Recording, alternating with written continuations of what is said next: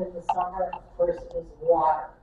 So I'm gonna let Les start with the watering situation and what do you do? And how much and when? You know, water is the greatest, probably the biggest bugaboo of anything in roses. Everybody asks me for years and years, how much do I water, how often do I water? And it's a very difficult question to answer. Depends on soil type, depends on how much sun exposure, depends a lot on how you water. So it's really a difficult thing to make a definition on. You really can't do it. I have found over the years that many people have drip systems. I found over the years that most drip systems are poorly installed, poorly maintained, and poorly operated. If you have roses in your yard, some of the landscapers that put them in, they put the roses and the mesquite trees on the side. You know, just they tell you by adjusting the size of the humidity on it, you can do proper watering. Yes. And roses really need to be on a separate line from pretty much anything else. Some things, if you have some more water intensive shrubs, you could probably put those on the same system as the roses. But the roses are going to be your water gluttons. They're going to take more than anything else for size of the bush. I think a good watering for a rose in the ground is a minimum of 3 to 5 gallons per application. And in the middle of the summer, June, when it's single-digit humidities, 106, 8, 10, 12 out, probably every other day should be sufficient. But you may find that that's not enough. You can tell when your roses, if you watch them, observe them, you can tell when they are stressed for water. Because the first thing they do is the leaves lose their shine. They get kind of dull looking. Then they go to the point where the leaves, instead of like this, start to turn down a little bit. And if that's happening at 5 o'clock in the afternoon, you're probably fine. If it's happening during the middle of the day, then you're not probably adequate water. Your pots are going to need watered every day. If it's over 110, you may have to water them a second time, depending on the size of the plant, the size of the bush, the size of the top. My roses are all in 24-inch pots. And blue and diane's are all in the same, they use the same pots that I do. They have a good soil volume in them, but you can easily grow roses, as Diane will probably have some pictures of them. They get 6 and 7 and 8 feet tall and this big around in a 24-inch pot. Well, you can imagine how much water those things suck. And you don't want the pots sitting directly on the soil because all the roots for every tree in the block will be over there putting their roots up into the drain holes. Yes? Do you recommend drip systems or just make sure they're installed properly? Well, it's drip systems can be fine, but like I say, a lot of them just do not install well. What about soakers? That's much better. Soakers? Yeah.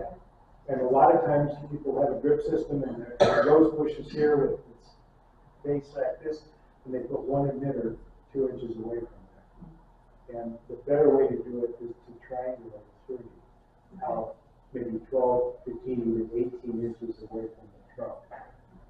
Water, when it goes into the soil in a concentrated spot like a drip system, it goes in almost a diamond pattern like this.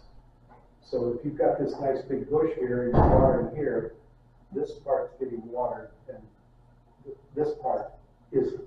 So by triangulating 3 drippers around them, you can get a much better spread of water.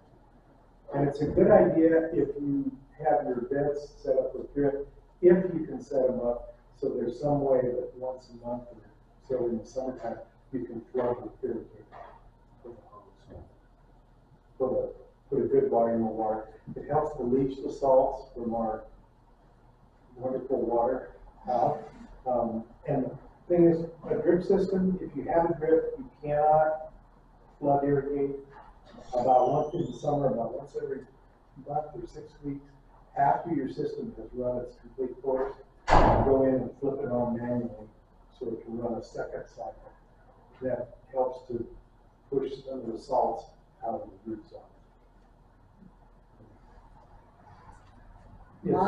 It's just good. Oh, since I have bromine pots and they're in large pots, I really only water them once a day at sunset.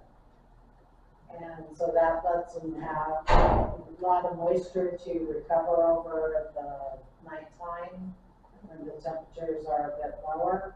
And they seem to last through the day, mainly because I also have shade cloth over the roses. So, and we'll be talking about that whole system. Yeah, that makes the difference also. It's hard to tell how often to water. Another thing is a lot of times the drip system has too many emitters on it. And if your water source is here and you've got them all like this, if they were, say they were all 1 gallon per hour emitters, if you took a gallon milk jug and put that emitter in this one and a gallon milk jug and put the end emitter in there, your pot might be only getting a quart down %. Because if the pressure drops off, you end up with much less water to get in. And the only way to compensate for that is what's called a closed system, where when it comes out of the source, it goes out and makes a loop and comes back.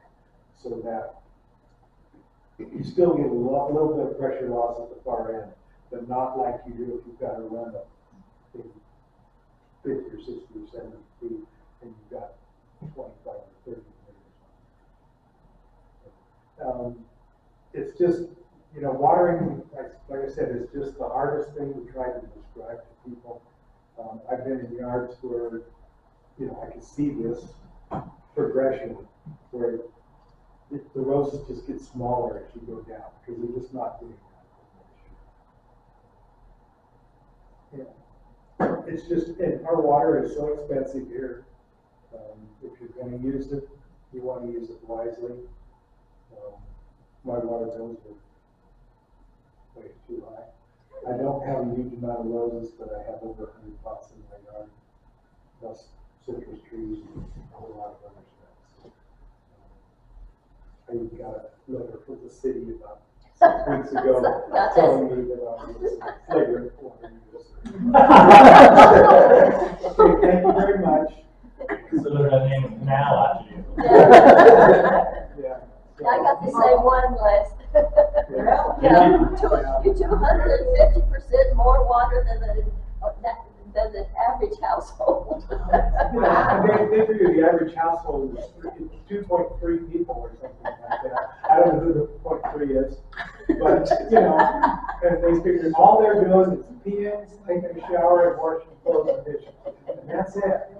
And they're not doing anything else. So. Well, I can tell you, looking in the backyards of some of my neighbors, it's just weeds.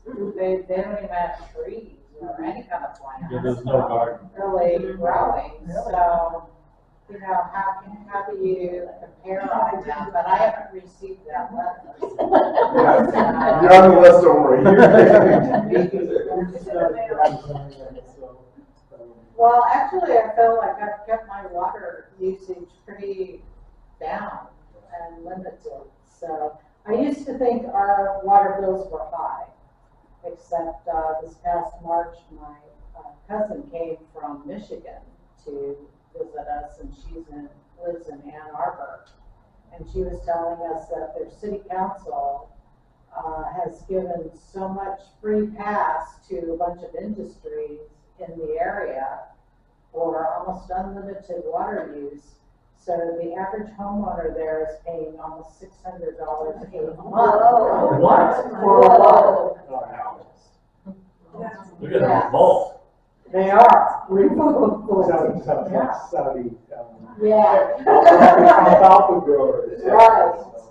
Yeah, So, that's. yes. That's a little. in fact, they're looking to move, somewhere once they retire because they said it's not sustainable to try to make a water mill there. I have an old system, it's probably 25 years old, and it's getting to the point where there's always a leak somewhere else. So I finally just turned it off, but then I still had one of the valves had gone bad, so there was like this slow seeping that was going on station 5. So I manually turned that off, and my water bills dropped by half. Oh my That's how much just a slow leak. And of course, on an old system, the leaks are all over the place. So now I'm hand watering, but I can't believe how much water I was losing. So I'm not real thrilled with irrigation systems. And plus, they salt up so fast that you're always changing out emitters, and you're always finding leaks. They're just a pain. They're high maintenance thing. Most people, the landscaper put it in and he said it this way and he said it'd be fine and he left. If you get a landscaper to show up, but they're really expensive to maintain, and it's just, if you don't mind dragging the hose around, that's still the best way to water. Our nursery was in Green Valley, and I saw many, many yards in Green Valley that were done by landscapers, and they would have one line all the way around the front yard and one line all the way around the backyard. And again, it would have mesquite trees on it, it would have different types of shrubs, and it doesn't work. Ocotillos on drip systems. Why? Wow, yeah. Well, that's the question. Crystal? Is there anything you can add to the soil to help retain water, so you don't need to maybe water as much? Well, any type of organic material, a good solid mulch. I've seen rose gardens all over the country and some in Europe. And back east, if you go into a public rose garden, it's got a mulch on it like this thick, 4, 5, 6 inches thick. A lot of times it's fairly coarse. It's like just chopped up wood chunks. We tend to rob the soil of nitrogen, but you can compensate with a little extra fertilizer. But we had people that come in the nursery and they had 5 roses and they wanted 1, 2, 3 foot bag mulch. Well, that gives you about that much, and by the end of the summer, there's none of it's left. We use a product called Grow Mulch, and we use that, and that works really well. It has a lot of organic material. I think, Terry, you use cedar chip, you have? Shredded cedar, not the, I've been putting it on this last week. I've already gone through 22 bags, and I'm still not done. But I'm putting it on thick. And even in one day, you can see a difference because the new blooms, they still have their substance, even with all the heat and the wind. It's amazing. And I'm putting it on like really thick, like it's insulation. What a huge difference it makes. Yeah, I went through my pots this year that didn't really need to be repotted this year. I do it about every 3 years. I just take them out of the pot, clean some of the soil off, put new soil in the bottom and repot it. But I went through and put about a 2-inch layer of potting soil on the surface. And it's made a huge difference. Does somebody have another comment on here? Question? Do you use polymers at all? No. There's been, for those of you who don't know what we're talking about, polymers are things that absorb water. It's what's in diapers, tampons, and stuff like that that absorbs moisture. And for a while they were mixing it in soil. And it had some good aspects. Sometimes it did not readily get the water back up to the plants. Sometimes it would, as the water would go in and out, it would build up salts in it, in the polymers. And I actually saw a landscape many years ago where they had mixed a whole bunch of the polymer, way too much in the soil, on a landscape job. They planted all the plants, they threw drip systems on them overnight, and they came back the next morning, all the plants were out of the ground. Because they expanded. They're cork, and you Yeah. just push them out completely out of the ground. With the mulch, do you go like right up to the can, like to the trunk? Yeah, you can't not, unless you want to keep crawling under there and bleeding and all that. You know, I pack it in, Yeah, because it's not soil. You can't bury it, the soil in there, but I just pack it. yeah. Then in the spring, you want that top part to be exposed to the light. But it's already It'll broken down. start breaking down, It's pretty much broken down by spring. yeah. You know, with the amount of watering we have to do, and fertilizing, it breaks that stuff down. So when I water, I wait till the mulch starts to float a little bit, and then I know I've got it completely distributed around. But I don't have to water as much. I can tell you in the very beginning, we used all kinds of different things, but don't use hay, don't use straw. Straw kind of sucks out the nitrogen. And then you have to remove it all. And it sprouts. Yeah, it'll sprout, so will the hay, alfalfa, you'll be growing a nice crop of that. So, you know, you end up having to pull all of that out because the straw does not go away. So in the fall, you have to try to remove it. So don't use anything like that. If you do a lot of composting, you can even use your own compost. Yeah, if you want that's to. great. If you're That would using be good. manure, I know a lot of people over the years that have friends that have horses and they would get horse manure. It's not nearly as high nitrogen and it's not as broken down as cow manure. So it could be used almost straight out of the stores. The only problem is that a lot of people are really nice to their horses and they feed them Bermuda hay. So and the horse's stomach is not strong enough to break down the seeds. And so all you're doing is planting them on. Have you ever used goat? Goat compost? I'm sure you'd be fine. They said you can put it straight on the plant. Yeah, it's not as high in nitrogen as some of them. Chicken manure is real high in nitrogen, so, and low in organic stuff. You do have to watch if there's a lot of salt, like if the animals have salt licks. Tommy Cairns used to get from Santa Anita racetrack horse manure dumped in his lake, but he would rinse the salt out and get the salt slime, and then he would use it on his roses. But you don't want to apply it if there's salts and minerals in it. Right. You also don't want to get those dyed chips of wood, and you try to The use color- the that, color. because that's nasty stuff, and the dye will keep leaching out as you water. And also I've seen a number of different rose gardens that are places where roses are planted on Facebook, and they have rocks all around their roses. So that's just inviting more heat to build up. So it's really best if you have that, you want to have decorative rock and try to make it look pretty, at least make a well around the rose bush and have a space so that you know what kind of watering is happening there, and also where you could put some mulch on it underneath the plant. Yeah, your So- mulch should extend out at least as wide as the bush is. Yeah. If not- Last year, we got some pecan mulch, which Mhm. was really, really nice. And we went to get mulch today and they didn't have any left. They said they weren't carrying anymore.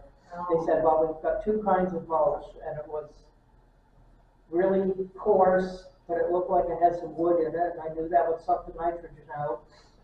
And then some really loose stuff, so we ended up getting sort of a combination of bark and compost, which is really dusty.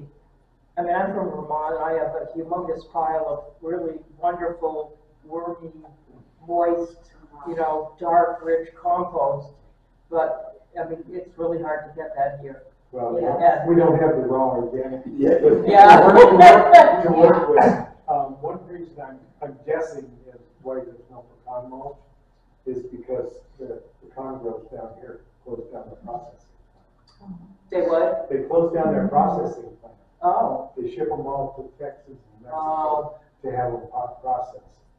So. cause that made a really nice mulch, and it was clean, it wasn't, I had to take 2 showers today just from all the dust from the, I mean, 'cause the compost that they get here is really dusty, Right. Yes. yeah. But I figured it couldn't hurt to have a little bit of compost and some moisture retaining Right. material. Yeah, you almost can't put too much. Yeah, Compost. Also, as far as the cedar goes, one advantage is that it helps keeps down the mosquitoes. Yeah, the cedar oil is a natural insect repellent. So, and pine needles is an excellent mulch too. If you've got pine handy.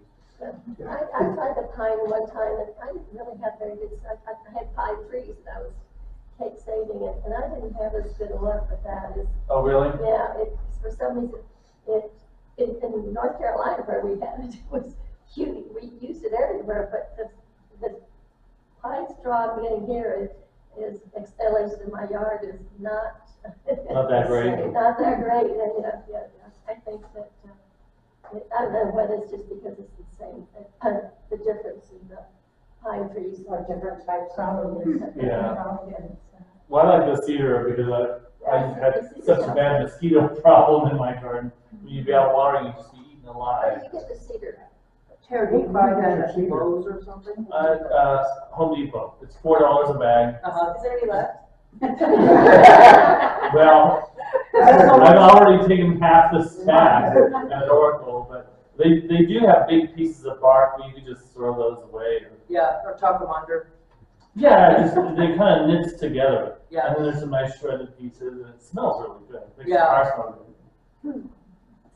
The other thing for mosquitoes, if you have that as a problem, which it does develop, especially if you're like us where you have pots and then you have water that drains out and stuff, is you can get a thing called mosquito beds or mosquito dumps if you have pools of water.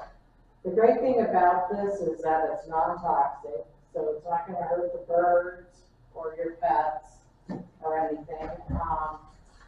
You can sprinkle them over the area if you do get mosquito bits. You can even break up the dumps. It's okay for them to go last if it dries out and it gets wet again, then dries out and gets wet again. It's supposed to last for a month, but I found that I have to put it down every 3 weeks. What's it called, mosquito bits? Mosquito bits. CNTS? Can you put that in your beds? I put it on around the ground where the water is going to drain. Amazon. You can buy it on Amazon, but I just got that one at Tractor Supply, I think they have it. And I know you can buy it through Home Depot online. The Home Depot doesn't seem to have it in the stores. So, If you are growing your roses in pots, do not have them sitting in a saucer of water. If you want saucers under them to keep them from like staining the decking or patios or whatever, put a layer of rock in the saucers so the pots are sitting up above the saucer. It creates almost like a vacuum in there, and sometimes the pots won't drain. And if you have pots sitting on the ground, about once a month, you need to go out and turn them about 90 degrees in each direction, because the neighboring trees, shrubs, and everything else are going to send roots over and up into the drain hole. in particular, mesquite. Mesquites, ashes, Pomegranates too. yeah. Yeah. I took a mesquite tree out of my front yard last spring, about this time. time, an old Chilean mesquite. Kept dying back, and I kept pruning it, and having people prune it, and it was getting pretty ugly. So I took it out completely. We got, not all the roots, of course, because they go to China. But we got a bunch of the roots out, and everything within 100 feet of that tree doubled in size last summer. And these are plants that have been in the ground for between 6 and 9 years. Wow. So, I mean, I was amazed. They're efficient. Yeah, you know, they're desert plants, there's water, I go for it. So, Is it true that mesquites are not native to Arizona, they're from Texas? well, it's actually a different variety. Yes. There's different species of mesquite trees. Yeah. The velvets are native. What is it? The velvet mesquite's supposed to be native to Yeah. our area. I don't know that it isn't stay in the Arizona, you know. And most of the mesquites that are Border. planted in landscapes are Chilean or Chilean hybrids. The original Chilean mesquite that was brought up from Chile was thornless, almost completely thornless. But over the years, it's crossbred with the natives, the Argentinian, that has thorns about this long on it, you drive them for nails. And so they've crossbred over the years. So it's pretty hard unless you just happen to walk into it to find a true thornless mesquite anymore. Because the guys go out and go, oh, that's a nice tree, I'll harvest some seed off of it. But the one I took out was a 30-some-year-old Chilean mesquite. And it has no thorns. Do you like the new Desert Museum Palo Verdes? Yeah, they're clean, or they're not clean, but they'll bloom off and on sometimes 2 or 3 times a year. They're fairly fast growing, they're not a dense shade, but And they have a larger bloom, don't a they? little larger bloom. Yeah, they're a pretty nice desert type tree. It's a Desert Museum hybrid. It's one that was named after the Desert Museum. I think it was actually hybridized by a guy in Phoenix, but he used to live So another thing that I do, in the summertime is for insect control, in particular spider mites, which are the biggest problem during the summer, is I spray off my roses, in the mornings. And, I would say you need to do it for spider mite control at least 3 times a week. And you want to use a nozzle that you can buy from the Foggett nozzle, and you want the 4-gallon heavy volume is the type you want to get. And you can just screw it on the end of your hose, and it blasts out like a jet. And you can get underneath your plants and, spraying up underneath the leaves and spray them all down. And we do that early in the morning. I do mine every day. He does his every day. We do ours every day when we have an infestation, and I try to do it for the whole week, and then we can kind of skip a day or so once you have it all under control. But I would say minimum 3 times a week. And it also helps to raise the humidity, especially in May and June, which is usually very dry months here before the monsoon starts. So that really helps your roses, and it keeps them clean and nice too. As And that's well. a Foggett 4-gallon what? 4-gallon heavy volume. Yeah, spell Foggett, it's different spelling. How do you spell it? Foggit? ITT. So, you can buy them at Mesquite, right? No, No? you have to get it through Amazon. They don't have the heavy volume one. They have different ones which are smaller in diameter, and it's like a fine nib. You don't want that, you want it to blast through, but not too heavy. But the heavy volume one is the one you want. It's 4 gallons per minute. Sounds like way too much, but, that's the one you have to use. Okay. So the next thing we'll talk about is fertilizing. It used to be, when we first started out in the eighties, growing roses, everybody in this group would say, don't fertilize during the summer, you're just gonna stress them out, and it's terrible, and blah, blah, blah, and all these reasons why. Well, we, in our first garden that we had on 9th Street, the front yard is where we put all the roses. We didn't have a tree, we had to chop that down. And the only tree there was on the west side of the house where it was in our neighbor's yard that they had planted, and it was fairly on the small side. So in the late afternoon, only part of our garden would even get any kind of shade. So that's when we learned that we needed to really have shade, because all the roses on the east side really declined and lost a ton of leaves, and then we would get spider mites, and so by the time you got to the fall, there were almost just nothing but bare canes, hardly any leaf growth. So when we moved to our new place, we decided to do a little experiment, because we're starting over completely. So we only had 5 roses in the pot.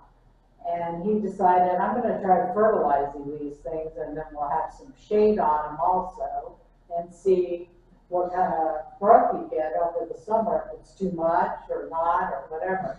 So he fertilized almost every single week during the summer. But realized that that's a lot of work to continue the same fertilizing program we were doing in the spring.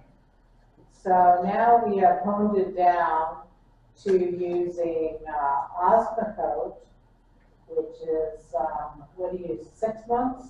The 6 month. The 6-month one. There's a 3-month version and a 6-month version. But what Wes uses is every bit as good too. I don't know what's in that product. Well, it's one that I've been able to get, but I don't know if I still can. It's like a 29.9 time release fertilizer, which is what Osmocote is. But it works in a different way, because it works chemically, not by osmosis. Osmocote is little tiny beige pellets that when you water, they're permeable, and the fertilizer leaks out in little tiny amounts. And the one I've been using is a granular, but it's got different chemicals in it that are much slower release. And with the amount of watering we have to do, the 6 month really doesn't last slow. No. But basically, we only put that down on May 1st. Then we do once a month, the first of every month, we use Milorganite. And we sprinkle that, a handful of that around each rose bush. And the main reason we use Milorganite is because it has 4% iron in it. And it really helps to keep the leaves really green.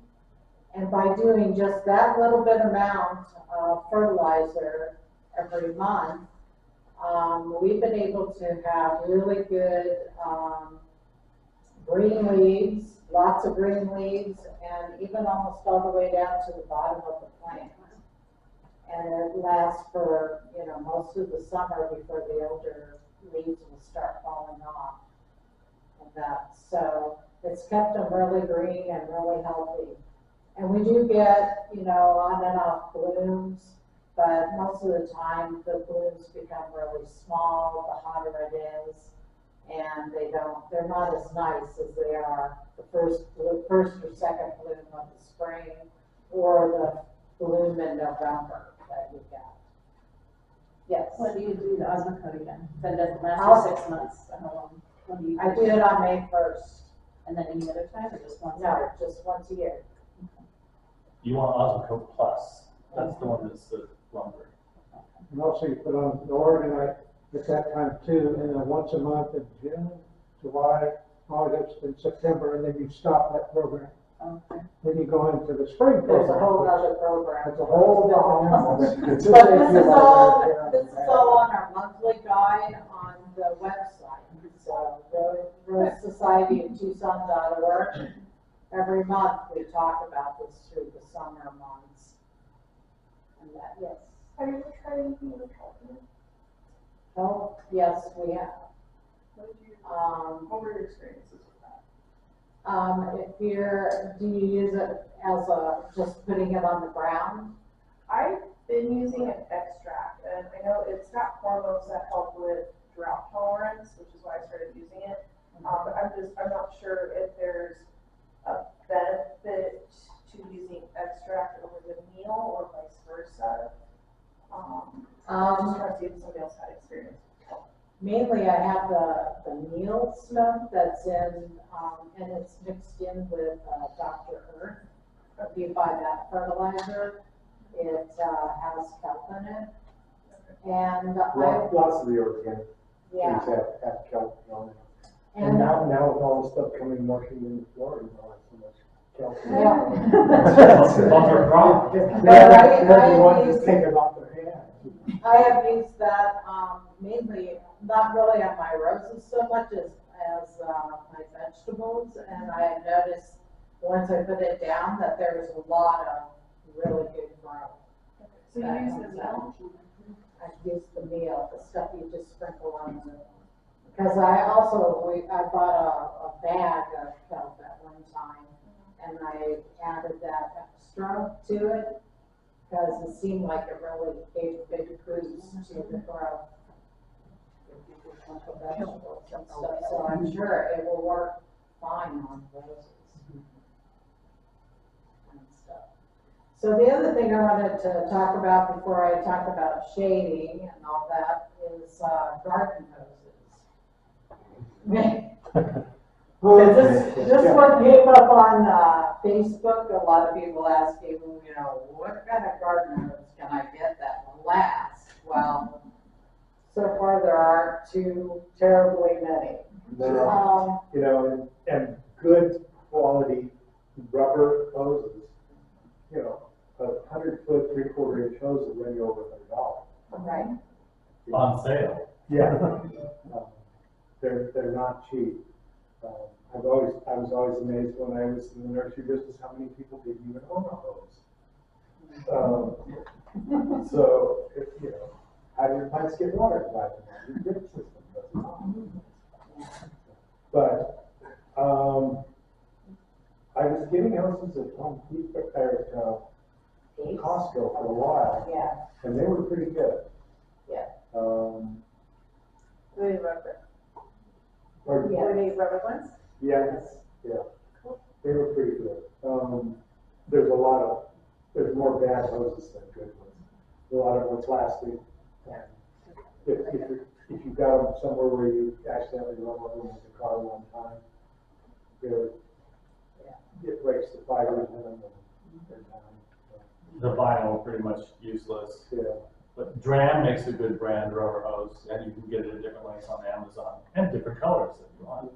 And Ace Hardware has different grades. Right, Yeah. and do they still sell Craftsman. Sears Craftsman? Yeah, that's a really interesting thing.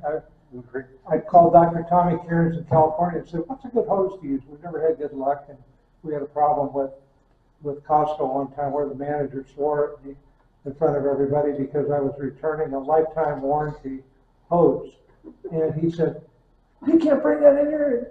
You've had it for over 5 years. I said, what's this slip say here? Lifetime warranty. It didn't say part-time warranty. And finally he had to give it to me. But anyway, Karen said, get a lifetime warranty hose over at Sears. And it's a beautiful rubber hose that was phenomenal. Well, anyway, when Costco went under, we returned it one time, great, no questions asked. The second time we returned it, they said, sorry, we don't have this brand, but well, you could use this one over here, which was a cheap one. It lasted over about 4 weeks before it burst. And then they were done in Tucson, all their Sears. So they knew what was going on. But the funny thing about it, they have that same high quality hose over at Ace Hardware, which they could have scared me to. So don't go to Sears. Don't go to Well, you can't go to Yeah. But I mean, Costco probably is the best, like Les was saying, I mean, for the price they charge and how long they last, but. The only problem with the Craftsman, it's a black hose, and it's, the sun breaks it down, you start getting black marks all over your patio and stuff. Well, I don't have that with the Dram. Yeah. That's good to know. Pace didn't have the Craftsman the last time I was in there. Because I bought one and I bought one of the Ace ones and I think I got a too small one, but I didn't think, I figured, well, you know, these get a cheaper one and I just buy them and get rid of them because if there's no kink, there's not a hose that is not gonna kink, you know what I mean? So I just finally thought, well, do the cheap ones and then you just throw those away and get another one. The rubber ones are better, they don't have that kink memory like you do on the vinyl, That's what I just saw. but you get what you pay for. The one thing that we have found is, if you don't twirl them up, but you have a space where you can let them stretch out.